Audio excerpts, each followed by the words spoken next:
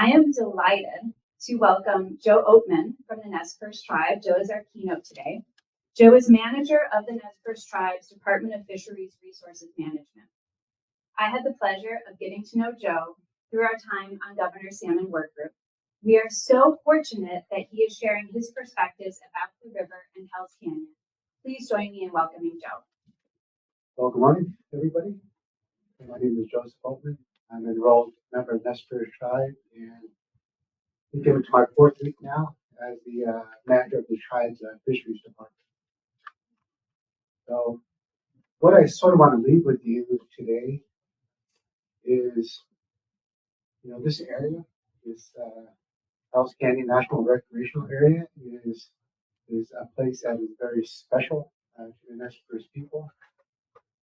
While we don't live along the river as we used to, we still call this place home.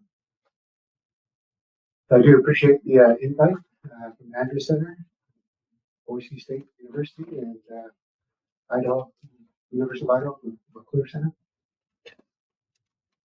So what I want to go over with you today is a trip down the river from the perspective of the Nez Perce people.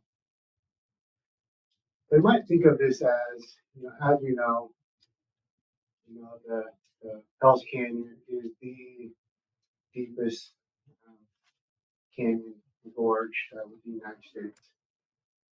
I believe it's over 9,700 feet. And so to kind of put it in context, as deep as the gorge is, so too is the depth of the love that we have for this area. So back in the time that this was being created, the tribe was notified of this development, and the tribe ultimately supported the establishment of the Hell's Canyon National Recreation Area. One of those reasons is that the tribe didn't want to see any more dams that were being contemplated at the time go in. That would further affect our way of life, our resources that we utilize in the area. And we wanted to express some of the concerns that we had about the management of the recreational area and how it may affect the everyday life of the Nez Perce people who use the area. It was well known, the Nez Perce, fish, hunt, and gather roots and berries for food, and that the tribe had numerous campsites throughout the river that was utilized on a seasonal basis as well as for permanent lodging. And also, these lands contain our ancestors. We just want to make sure that we protect their remains. And it's also worth noting that this area, and the lands and river within this recreation area, were ceded by the tribe to the U.S. as part of the Treaty of 1855.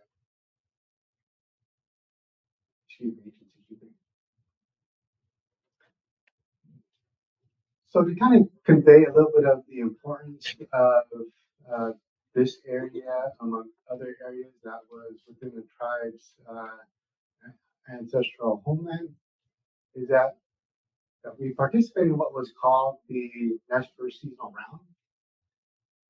In 1967, in the Indian Claims Commission, they had this to say about it, that this is an economic cycle that consists of specific times of the year for fishing for salmon, for digging for camas and other roots, as well as hunting game, as well as acknowledging that salmon fishing was one of the major sources of subsistence, since main rivers to the area, such as the Snake, the Clearwater, the salmon, and the branches were well supplied with fish in aboriginal times. So for us, kind of across this year, across the seasonal round, there's a time for everything in terms of going out there and getting the resources that we depended upon. And so much of what I want to focus on here today is really kind of the fish part and how important salmon was to the Nez Perce. So around the time that the tribe was preparing to negotiate the Treaty of 1855 with the U.S. government, We have words here from Chief Lippenlass that helped us making a focus on what it is that we want out of this treaty. We knew that we'd be giving up some land, and so we wanted to preserve our ability to continue to be who we were in the area that we came from, and do the things that we did across the year, across this economic cycle or the seasonal round. And so here's the word that Chief Lippenlass stated. We say that our children's children and those yet unborn, the future generation, even though they can be confined on a reservation, the ancestral lands have provided our needs and will continue to do so only if our rights to hunt, fish, gather roots and berries were intact. That sort of view from the Nez Perce leaders at the time resulted in Article 3 of the treaty of 1855. And so the article reads that for the Nez Perce, we'll have the exclusive right of taking fish in all the streams or running through or boarding said reservation, which at the time did include the main stem snake and this recreation area. Has also the right to take the fish out of usual custom places in common with citizens of the territory and of erecting temporary buildings for curing, together with the privilege of hunting, gathering roots and berries, and pasturing their horses and cattle upon open and unclaimed. So during these negotiations that led up to Article 3, there was much discussion about the importance of fish and how the U.S. was trying to assure our leaders that we'll continue to be able to go out there and fish. And so Governor Stevens, who was one of the negotiators for the U.S. side, tried to assure Chief Lippenlass, again, one of the principal negotiators for Nez Perce, that Lippenlass knows that he can catch fish at any of the fishing stations when he pleases. And he further acknowledged that rivers within Nez Perce country contain the best fisheries in the state. We no longer have the best fisheries in the Snake River or the Snake Basin due to all the changes that have happened since our treaty was struck. So here, just a graphic on the average number of salmon and still that came back to the Columbia River. So in 1855, that was about 17 million. And as you move forward up to just a few short years ago, 2020, it was down to 1.2 million. And 1980, that was sort of the low point. And so we've had this decline in abundance, and that has shown up in the decline in harvest by our people, among others. And this decline in the salmon abundance has real human consequences. So here's one line in my family tree. So I do descend from A-Pus-Wyekt, or Flint Necklace, or otherwise known as Chief Lippenlass. He's going to help negotiate Treaty of 1855. His son was Flint. He went through the war in 1877 and eventually made his way up into Canada. His daughter was Fiona Hopwood. She also, as a young girl, went through the war. And then her son was Pizaki, or James Oatman. That would be my great grandfather. My grandmother, Lotus of Black. My father was Kenneth Oatman. There's again another picture of Chief Lippenlass. Here's a picture of Tuklexima. My grandfather, James Oatman.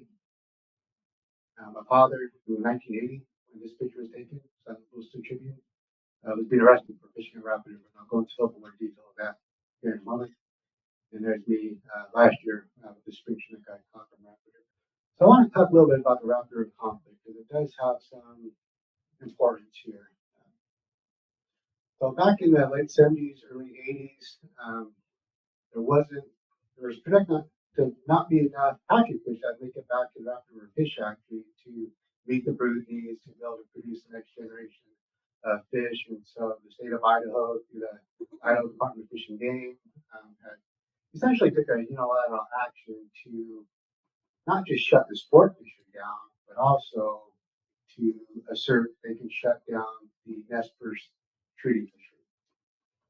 And so at the time, our families who used that area, They got together, they formed what's called the Fisheries Committee. My father was one of those individuals, and they wanted to stand up and protect their right to be able to catch fish. So they stated that, the state of the run is not really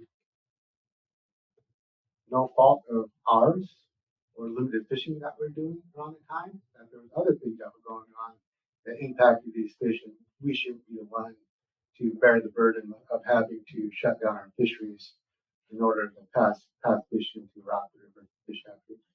And so over a course of that summer, a lot of families, I was probably 6, 7 at the time, we were engaged in this conflict with the state over them closing the fishery and starting to cite tribal members for fishing during a closed season and being in a possession of the salmon. And so my father here, in a small picture, he was arrested in, I think it was June 15, 1980, for catching a salmon. And this is a really tense time. It was a conflict that affected, our elders, our fishermen, our youth. And so I want to read just a short passage here from what's reflected here in this article from the Lewiston Tribune at the time. And it says, perhaps the most unpredictable time came when the Nez Perces first openly defied the ban on Friday. There was a dull silence accompanied only by the sound of the river as the well-armed lawmen confronted the Indians. Violence seemed to be only a wrong move or a slip of the trigger finger away. Amid it all are Nez Perce children. I was one of those Nez Perce children who experienced that and lived through that. And while it was a tough time, something I think that we really had to go through. One, demonstrate that our treaty rights are strong, they exist, as well as that of our people. And so a few short years later, the tribe created the Department of Fisheries Resources Management, in part to help the tribe manage its salmon steelhead fisheries. Because when my father and others went to court, the judge essentially tossed out all of those citations because while he felt that Idaho Fish and Game, proved that there was a conservation concern here, what the state didn't do was to provide the tribe any meaningful opportunity to engage in the decision-making process. And so for the tribe to be able to do that, they had to have a fishery. So as we're kind of thinking about, going down this trip down the river, so at the time, that they were doing these dedications in 1976, there's a couple of statements that really kind of stood out for me. First one was from Senator James McClure. This was in the edition of June 21st, 1976 of the Lewiston Tribune. And he made this comment. Lower Middle Snake is a story of the Nez Perce people. And that's one of the reasons the area is being preserved.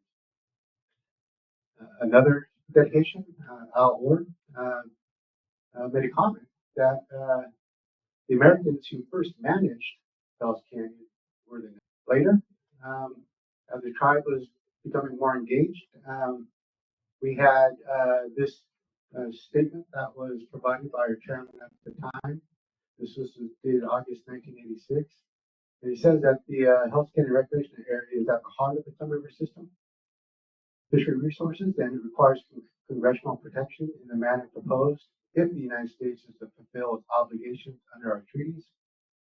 Also noted that the importance of fish protection efforts to restore upriver runs under the provisions of Lower Snake Conservation Plan, Northwest Power Planning Act, and the U.S.-Canada Salmon Interception Treaty.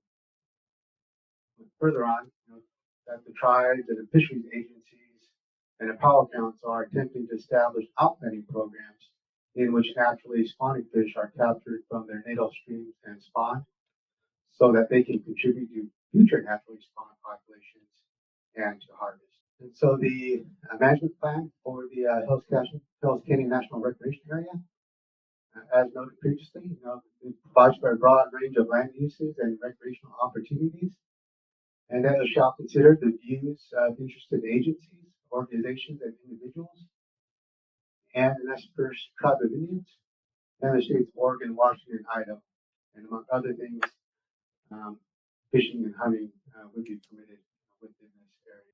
So in the current version of the comprehensive management plan, there's a section in there that's pretty important to the Nez Perce people. It's a section that's titled the Federal Trust Responsibilities. And one of the goals that is identified in that particular section is that they will manage natural resources consistent with the 1855 treaty with Nez Perce tribe, as well as express rights as set forth in Article 3. That they will prioritize, manage, and monitor population trends of harvestable species, effectiveness of actions, and conflict with other users, management, or resource demands, and assure that management actions do not prevent access to regional custom fishing places, hunting locations, gathering sites, and other cultural sites. And it's also to support efforts to exercise treaty grazing rights. And so I'm not going to kind of go over this in detail, but I just wanted to give you an example of some of the things that we have been doing in this area. And so I didn't kind of speak to it in the previous map. So for the recreation area is entirely within the tribe's former 1855 reservation, as well as entirely within the lands that were determined by the Indian Claims Commission in 1967, that these were exclusively used and occupied by the Nez Perce people. So there are some work that we are doing here. So this deals with hatchery production. So we've been doing restoration efforts for Snake River Fall Chinook. We do some releases at Captain John Rapids. We did some releases in the Pittsburgh Landing from 1996 to about 2023. And then those fish were moved over for releases into the Salmon River to help create this natural production area. And then there's also spring chinook production occurs at Rock River Fish Hatchery, as well as at the Hells Canyon Trap. So those two are really important areas for the Nez Perce. These areas really support most of the fishing that the Nez Perce does on an annual basis for Snake River spring, summer chinook. There's some pictures of some of those areas where troutmen are out there fishing. So we do have fishing the lower snake for the fall season, where we target snake river fall chinook, steelhead, and coho. So we do some gillnet fishing there. That fish has been growing over the past couple of years, finally. We have fishing that's done by trial members in the Naha River. We have a trial member there holding up the salmon. We have a picture of the scaffold that was constructed there in the Naha. And then to your right, we have the scaffold that was built last year on the little salmon. There's a trial member dip netting off of that. And then the bottom right picture is my nephew. I took fishing last year at Rapid River holding the spring chinook. And so you think about fishing or production or other activities, it's also important to address water management. And so some of the things there that we are engaged in is to deal with hopefully reduction of methyl mercury to help restore treaty-based harvest and consumption for sturgeon. In 2015, 2016, the tribe issued a moratorium on sturgeon. So sturgeon larger than 4 feet, we basically closed our treaty fishery on those fish because of these fish have heavy levels of methyl mercury in them, and if you were to catch one of those fish, bring them home, feed yourself and your family, it could impose some pretty serious health risks to them. So that's a pretty key thing that we're working on, as well as making sure that there's suitable water temperatures for fall chinook during spawning and incubation. As part of the Snake River Basin water rights, SRBA, we secured 487,000 acre feet of flow augmentation from the upper snake. And while that upstream. The water flows down into the recreation area. As well, we're trying to deal with within day flow fluctuations, water levels that are being released out of the House Canyon. And so, in one of the comments that tribe provided previously, they talked about the U.S.-Canada interception treaty. So that was the treaty that was negotiated and agreed upon between the U.S. and Canadian governments back in 1985. And part of our interest there is that our Snake River Falls, due to where they go, so as they leave the Snake, make it down to the Columbia, hit the ocean, some of them migrate north as far as Southeast Alaska, as well as migrate south to California. And so these fisheries are caught all the way down the coast from Southeast Alaska, British Columbia, Washington, Oregon, and California. And so we make sure that we try and get enough fish through the ocean fisheries to make it back to the Snake River and to this recreation area. And so we're involved with other 23 tribes. So in the Pacific Salmon Treaty, we got the 20 Western Washington tribes, as well as the 4 Columbia River Treaty tribes, which were a part of that. And we make sure that as we're attending these meetings, that and as they're setting ocean fisheries, which I think the PFMC just took action Monday, is that the ocean fisheries, that one of the things that they have to meet is making sure that they pass the Snake River Falls through the ocean fisheries to go into Columbia and up into the Snake. So one of the interesting things there with the Pacific Salmon Treaty, so there's a Pacific Salmon Commission that helps implement that. My brother, McCoy Oatman, he's one of the U.S. commissioners to the commission. And myself, I serve on the Southern panel. And so we have Nez Perce that are really engaged in the Pacific Salmon Treaty process. And so once you get through the ocean fisheries, then the Nez Perce are also involved in the main stem columbia fisheries. So there too, Snake River Falls, among other species, are key interest there to make sure that we make it through those fisheries, such that we can then have our fisheries in the Snake Basin. And so what we've been able to do with Bolshevik has been quite a success story. We've been working with our co-managers as well as Idaho Power Company to produce and release fish. Being able to release fish above Lower Granite Dam in the Snake River was a result of litigation that the tribe was involved in the early 90s, which we eventually secured our ability to do the Snake River Bolshevik acquisition project, where we released at Pittsburgh Landing and Captain John's, among other locations.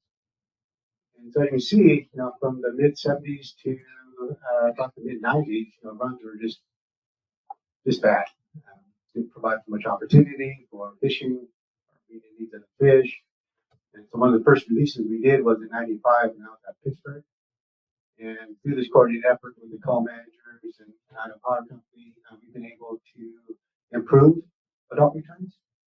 So probably going back to early 2000s, it's been around 20 to 40,000 fish or more that we've been able to get back. And so looking at spring shank, so this is a graph of our average harvest for our 10-year period from 2013 to 2022. So some of the fisheries that we monitor, like Rocker Little Salmon, that's really where we catch most of our fish each year. So we fish basically from May and time into early August. And so our average there is 100, a little under 3,200. And then in Naha, our average there is like 124 fish. And then the far right, the Mid-Sam Snake River, our average is like 18. And so again, as we used to have the best fisheries on the Snake River, today, it's among some of the worst fisheries that we have. When you add those all together, it's about 3,400 fish between Raptor Little Salmon and Naha and Mid-Sam Snake. And if you were to kind of give fish out to each and every tribe member, it'd be a little bit less than one fish per tribe member. Hope you go away with at least some understanding of just how important that this area is to the Nez Perce people. While we may not live there as we used to, or fish there as we used to, we still want to go back. This place has such a deep, significant meaning to the Nez Perce people. I come from the Cheap Looking Glass Band. One of his winter villages was there, right near Southern Washington. We also utilize the salmon system. So it's an area that is important to us. And mainly because it's located entirely within the tribe's ancestral territory, and our people have traveled extensively, within it as well as the greater Hells Canyon area to harvest, our natural resources. And that, the tribe has occupied and used this area for cultural, subsistence, ceremonial, and economic purposes. The seasonal round or economic cycle, and that we have, engaged in the development of the Hells Canyon Recreation Area plan and have worked collaboratively on actions within it. And that, the tribe supports management of natural resources consistent with the federal trust responsibilities and the Treaty of 1855. And so as we're thinking about, compromise and collaboration, when we sort of view compromise, we've nearly lost everything. That's sort of a hard, predicament, for the Nez Perce people to live in, generation after generation. And so as we're thinking, looking to the future, what does compromise look like? What does collaboration look like? And I think what you would expect from the Nez Perce people is we will continue to do everything we can to protect this area, protect these resources, and protect our cultural way of life, and working with others, given that, we're all in this together. On the same boat, going down this river, do the things that we do. And there should be a place for every one of us. And so I do appreciate, the time to be able to share these information with you, and be glad to talk with anybody afterwards. Thank you.